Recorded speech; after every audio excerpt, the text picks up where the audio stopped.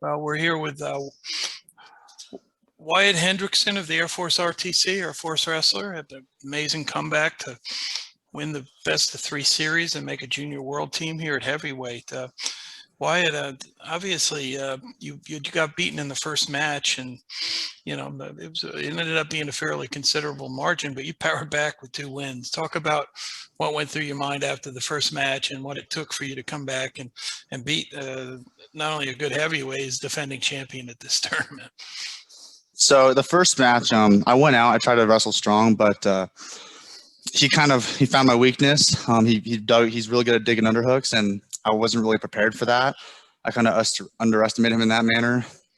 But that first match he got me, I made a lot of stupid mistakes. He scored off of my shots almost every time. I think I took a shot and he'd circle, I'd get down. So I kind of had to just go back to my coaches, and we're like, okay. He looked at me. He's like, "You can win that. All you need is to clear that stupid underhook." So I started to get to my positions, got away from that underhook, and started to attack.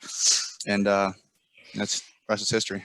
Yeah, but the second match, you had to pop a big one at the end to win it and not get beat, right? I mean, what was through your mind late in the second period of that match where it was close, but you needed something big and you pulled it out? Yeah, so I knew I kind of had. I'm quick, and I don't use my quickness too much. Usually, he's really good at getting in on me and tying up and slowing me down. But I knew I had a good sprint left in the end, and a little move since I've worked since I was 6 years old. The tire takedown, you just walk into him and then drop and double leg. But I wasn't expecting. After the first match, I was like, okay, I'm just going to recollect myself, and these next ones are just going to be a blowout. But it was a lot closer in the second match than I anticipated. But I had to pull up that move. In my mind, I kept thinking of the scoring as in my head, but it was a lot closer than I thought the whole time. But just that last double, I was ready to sprint for the last 30 seconds and just start clearing and go out and attack the whole time. But I got that nice shot and got 4, and that's all it took. The third match, gosh, man, you just came out, couple takedowns, couple turns, another takedown, right? I mean, that's wow. All. So my best position's on top.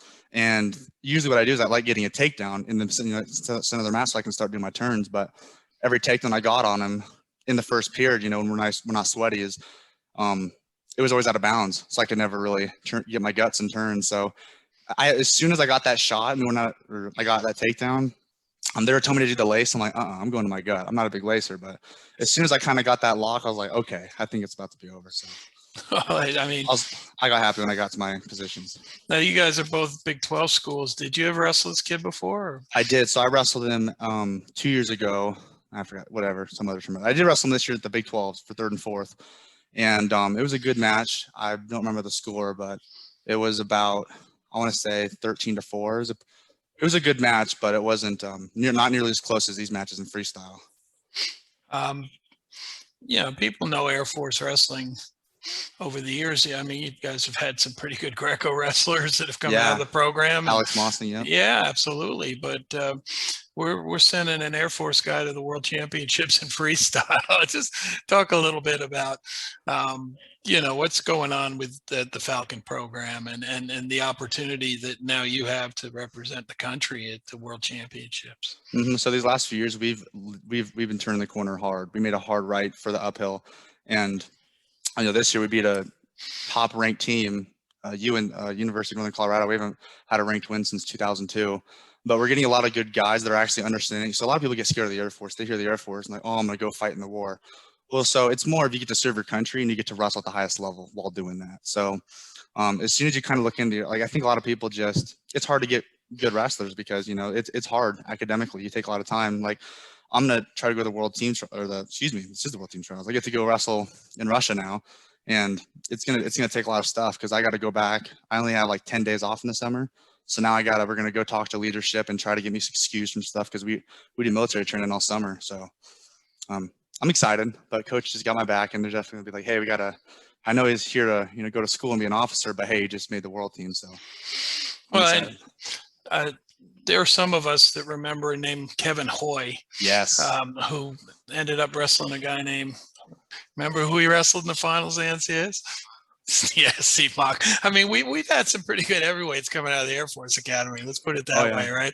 I mean, you must be aware of all that. I mean, what's helped you heavyweight's a challenging weight class, and it takes not only strength, but the kind of endurance and technique that it's different, right?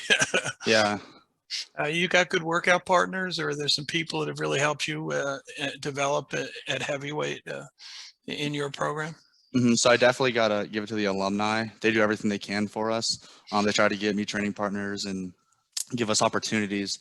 So they've been doing everything they can. But Dustin Kilgore, big killer, he's my training partner, and he wrenches me a lot when he doesn't have to, but he does. Like this week we're wrestling, and he has his old little moves he does, wrenched my neck, and I almost passed out, but he's just laughing like, all right, let's go again. So he's toughened me up a lot.